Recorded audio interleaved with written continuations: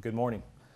What you're going to hear today is going to be a repeat of a lot of things you guys have heard both yesterday and today. So this is a reoccurring theme, but you'll see how all of these different applications come into interlace to protect you when the next fire happens, because it's not a matter of if, it's when.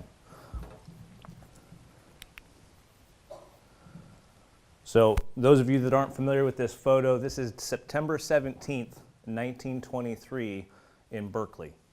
So the WUI problem, losing structures due to conflagration fires, is not a new thing. Those of you that are familiar with Sonoma County, this is the Fountain Grove area in 1942, and then again in 2017. We've talked about fuel loading with the different fuel types across the areas that we're looking to have fires across.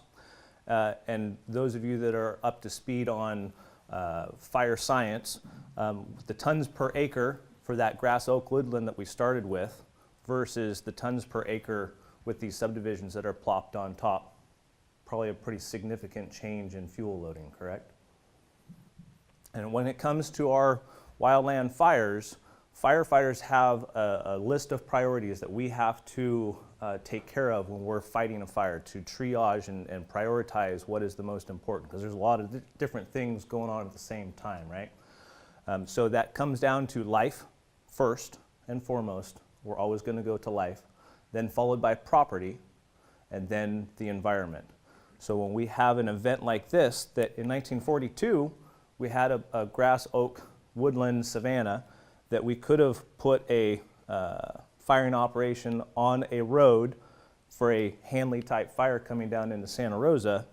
Fast forward to 2013, we no longer have that opportunity. Hence a fire coming across Highway 101 and into Coffey Park. So as Chief Turbeville talked about yesterday, a typical wildland dispatch during peak fire season, any normal afternoon. This is a small 10-acre fire here in the Sonoma Lake Napa unit, and on that response you're going to get dispatched one air tactical group supervisor that flies around in the plane and orchestrates the wildland aerial firefighting, 2 air tankers, and 1 helicopter, 1 battalion chief, 5 engines, 2 hand crews, and 1 bulldozer. You guys heard that yesterday. From our local government cooperators, you're going to get at least 1 chief officer and 3 fire engines with a water tender.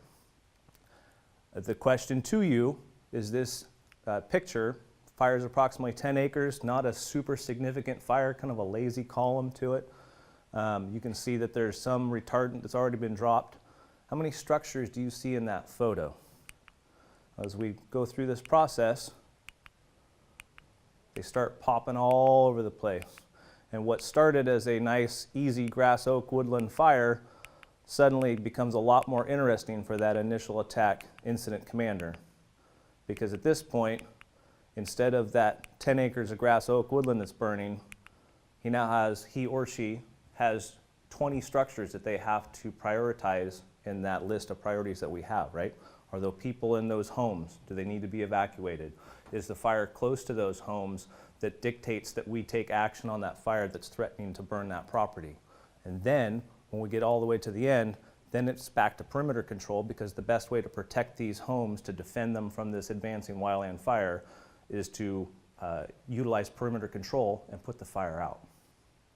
So Chief Bertelli talked about that yesterday, in that any fire in the state responsibility area at this point has a high loading of residential structures. And so tactics that we might be able to utilize in northern Lake County, where we don't have that high population density, are out the window in Sonoma County, because we have that high ratio of homes in the SRA. So Carol Safford, who you're going to hear from in a little bit here, provided me this photo because it's a significant thing to think about, especially here in Sonoma County. A lot of your areas in the West County were developed at the turn of the century. They were summer cabins and ranches in an area that had a much different fuel loading than we have today. So this painting was painted by a gentleman who lived out in the Fort Ross area, Fort Ross Cazadero area of his property in approximately 1900.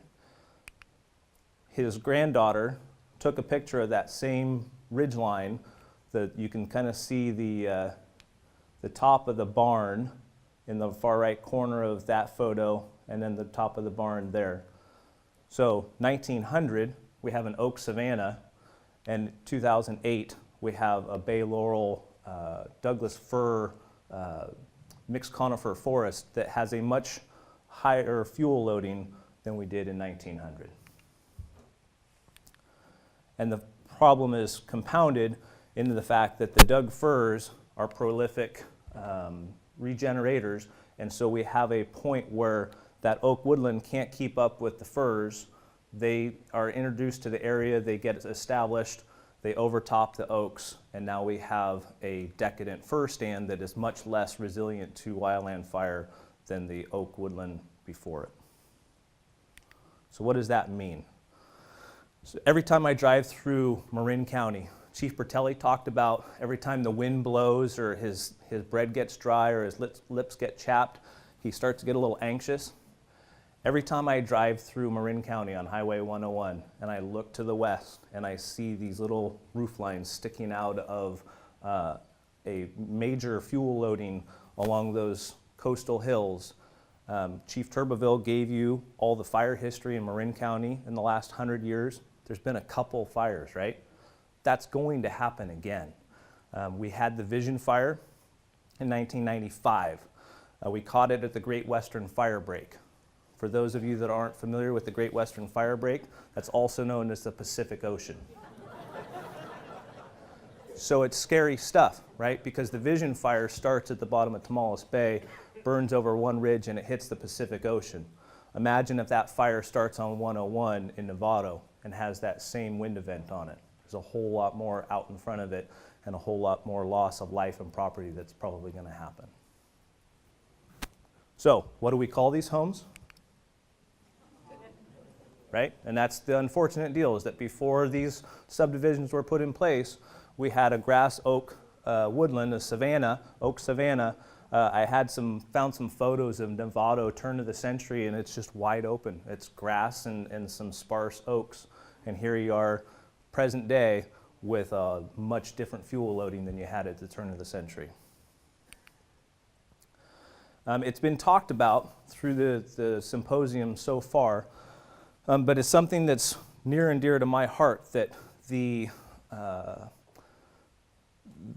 shock to this event was the loss of homes and property, or homes and lives and homes, correct?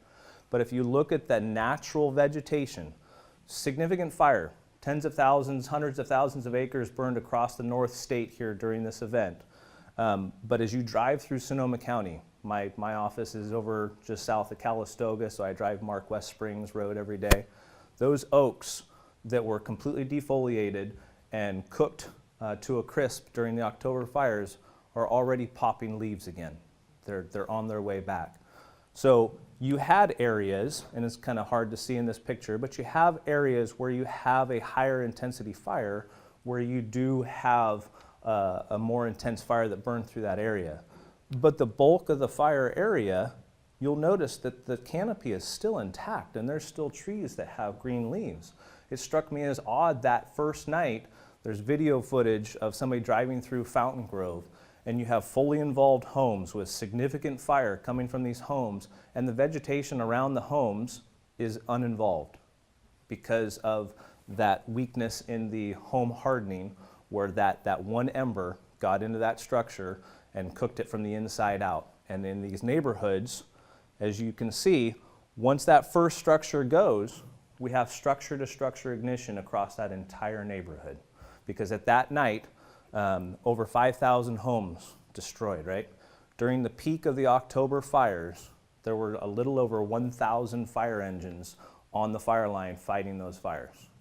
5,000 homes destroyed, not the ones that were saved. You do the math on fire engines to structures. That's 1 to 5 just for the structures that were destroyed, not to mention the ones that we were able to save. So that's where we have to rely on you to provide that defense and to do that work on the front side to prepare your home and your community for that fire that we know that we're going to have.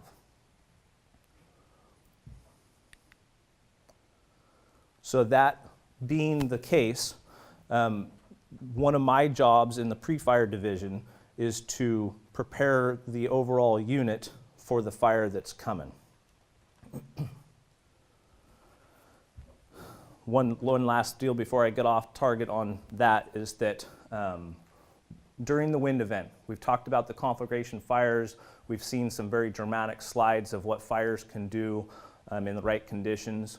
In the 48 hours, the first 48 hours of the October wind event across the north region, so the entire north half of the state of California, CAL FIRE responded to 172 wildland fires in that time. Only 18 of those became large damaging fires. So we had a significant fire occurrence across the region. Our suppression forces did a great job. Unfortunately, during the conditions that we have, there's going to be those fires that get away. So those fires that get away, what do? We don't just throw our hands up in the air and say, well, we can't do anything about it. My approach as the pre-fire division chief is to make sure that we have defensive belts or layers from those undeveloped wildland areas into your neighborhood, into your home, so that when we have those fires, you have some buffer before that fire hits. Because as we're going to talk about with defensible space, the idea of Public Resources Code 4291 as it relates to defensible space is not to protect you from the conflagration fire, the 1% of fires that are going to occur. It's that day-to-day fire, that 10-acre fire that we just saw a little while ago, where you have 5 fire engines coming and 20 homes around that fire. If those homes have the appropriate defensible space, it's much less exciting than it would be if we didn't have that defensible space around those homes. So something we've been doing in Lake County, those of you that are familiar with it, here approaching the middle of the screen is the top of Mount Canocti, and we have the Clear Lake Rivieras along the south end of the lake there. Chaparral fuel type, very high fuel loading. Lake County experiences regular afternoon west winds as the wind pushes across the lake from the west to the east. So Chief Bertelli, who you guys met yesterday, was very concerned about the exposure of these high density neighborhoods from a fire coming over the top of Mount Canocti into their neighborhoods. So what do we do about it? We worked with the Fire Safe Council up there and the state, CAL FIRE, working on fuel breaks around those communities. So the yellow lines you see in that photo are 300-foot buffers that we cut the chaparral out of that 300-foot buffer around that community to provide that community a fuel break between that wall of fire that would be coming from Mount Canocti into their neighborhood. We left specimen species so that there was some vegetation left in it, but the bulk of it, the brush, the chaparral component, was taken out so that there was that buffer between the community and the undeveloped wildland alongside. Something we haven't done, but as an example that we could do, is the red perimeter in the middle is the Black Forest. It's BLM land. And we could institute a broadcast burn prescribed fire in the Black Forest to limit the fuel loading in there, make that timber stand more resilient to a fire that would occur, that's going to occur at some point in time, and then link those two together. So not only do we have these fuel breaks around the communities, but we also now have an area that we can use for lower intensity fire once a fire ignites. So this is an aerial shot of the fuel break post-construction. You can see that there is some species that are left within the overall 300-foot area, but that there is a significant fuel break between that undeveloped chaparral and the community. I believe that's Clear Lake Riviera. So we talk about multiple layers. I talked to you just now about the landscape level, in that fuel breaks, be it shaded fuel breaks, roadside fuel breaks, ridgetop fuel breaks, something to give fire control personnel an anchor point to work off of when we have that fire, to be able to provide that barrier between you and that approaching fire. Is it going to stop all fires? Absolutely not. But we have a whole lot of fires that are not the Tubbs fire that would be a perfectly good tool for us to use to be able to contain a fire at 500 acres instead of 5,000 acres. So we have the landscape level fuel modification, be it mechanical or broadcast burning. And then we get down into the neighborhood level. Yana talked about it, that once that first structure in a developed area goes, it's a candle event as those structures burn from structure to structure to structure across that community. So we've done our deal on the landscape level. We rely on homeowners then at that point to make sure that they've got their defensible space around their home. And then tying into, Yana, once you get into the neighborhood proper, now everything you can do to prepare your home with hardening, be it screens or the other items that you can use to build your home with, is going to make your home that much more resilient, so that maybe you do get lucky if the neighbor's house goes, that your house can withstand that radiant heat coming off of that other fire. So CAL FIRE defensible space requirements, we're getting pretty short on time, so I don't want to bury you, but we have that information. The requirements are that we want to make sure that we've got limbs away from chimneys. The 4291 is not only for wildland fire into structures, but it's structures into the wildland. So that limb getting close to the chimney is more receptive to catching fire and then starting a wildland fire from the house. We want to talk about leaves and needles on the roof. Everybody's talked about that so far in the symposium. That's the #1 killer of structures, is that not maintaining those leaves and needles around the house. We got to get rid of all that dead grass within the 30-foot distance around the house. The dead dying tree branches. So we don't want dead material hanging over the house because it's more receptive to structure fire into the wildland. We want to make sure that we get rid of all the grass within that 30-foot, the dead grass. We want to mow it.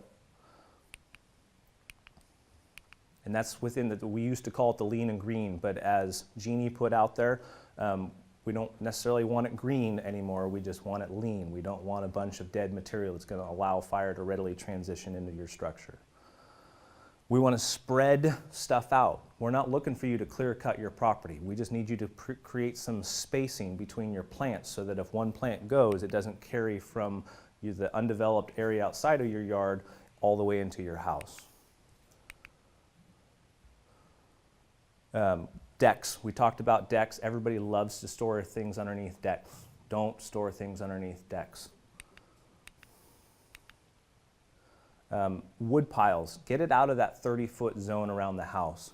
If you absolutely have to have it within distance to the house, because I get it, wintertime you don't want to go out, farther than you have to, cover it with a fire-resistive tarp.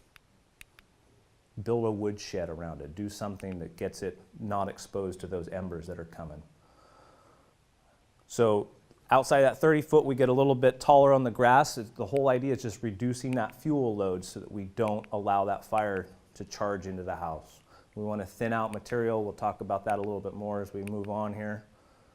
And then if we do have wood piles out in that area, we want to make sure it's cleared down to bare mineral soil around that pile for 10 feet.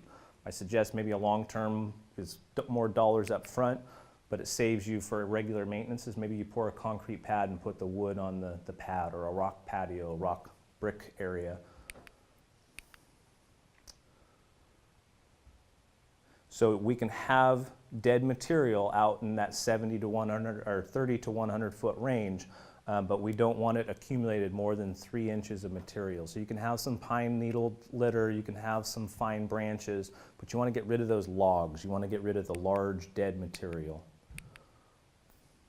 Any logs or stumps within the 100 foot all the way to the house you want to get rid of, because that's just a great ember catching glove. And then propane tanks. Don't make life more exciting once that fire comes through the neighborhood. It gets neglected because there's not a lot of space underneath a lot of propane tanks, but get that wire rake underneath there, get all the pine needles and oak leaves and grass taken out from underneath the propane tank. And then we've hit it a couple times during the symposium thus far. If we can't find you, we can't help you. 80% of the calls are going to be medical in nature and time is of the essence. That address not only helps us in a wildland fire, but it helps you with a medical emergency. and then screen openings to protect fire from a fireplace coming out into the wildland. So when we're talking about that 30 to 100 foot distance, we want things up. We want to prevent the fire from transiting from the ground into the canopy of the trees, because it becomes a much more exciting fire at that point and much more likely that it's going to burn your structure, right? So perfect case, we'd say a minimum of 6 feet off the ground, mow underneath it, and you're not going to get the fire up into the top of that tree. If you have to have the bush underneath it, we want a separation between the top of that bush and the bottom branches of the tree 3 times the height of the bush that's underneath it. And then as it relates to slopes, you want to make sure that you have spacing. The whole idea is to spread your canopy out so that you're reducing the likelihood of that fire to readily transmit from the undeveloped areas around your house into the house. So as you can see with the graphic, we got more information in the back. On flat ground, minimum of 10 feet. As it transitions to a steeper grade, you need a greater distance between those items of vegetation. And just real quick before we end it, CAL FIRE has identified that this is a problem. We don't want to destroy any more structures than we absolutely have to. And so 2016, we were staffed, funded for limited term defensible space inspectors. And so we utilize the defensible space inspectors to conduct inspections in the SRA, and they're documented on an online application, which allows us to better record what our issues are out there and better developed information for a pre-attack map. So to go with this is kind of a zoomed in scale. As you can see, green inspections are homes that passed the inspection, their first inspection. Purple you probably can't see very well, are locked gates that our inspectors couldn't get past. Gold stars are inspections that occurred historically, and yellow and red indicate subsequent inspections that are taking place. Thank you very much for your time.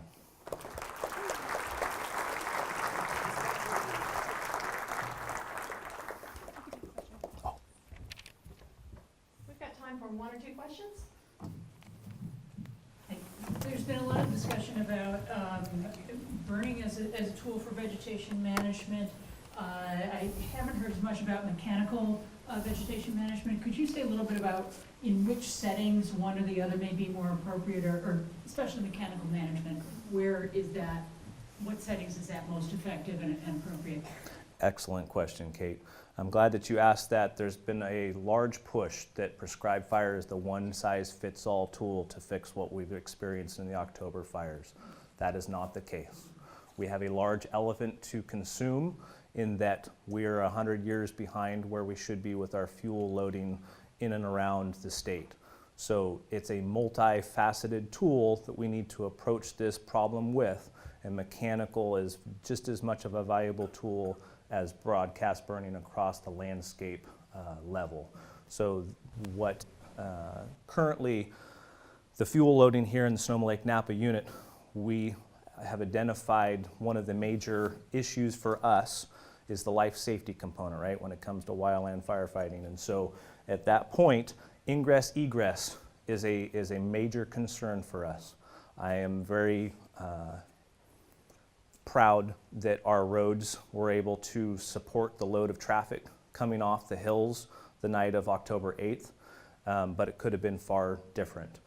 Currently, Sonoma Lake Napa units working with California Conservation Corps to do roadside fuel reductions on Fitch Mountain, Sweetwater Springs, and Highway 29 over to Lake County.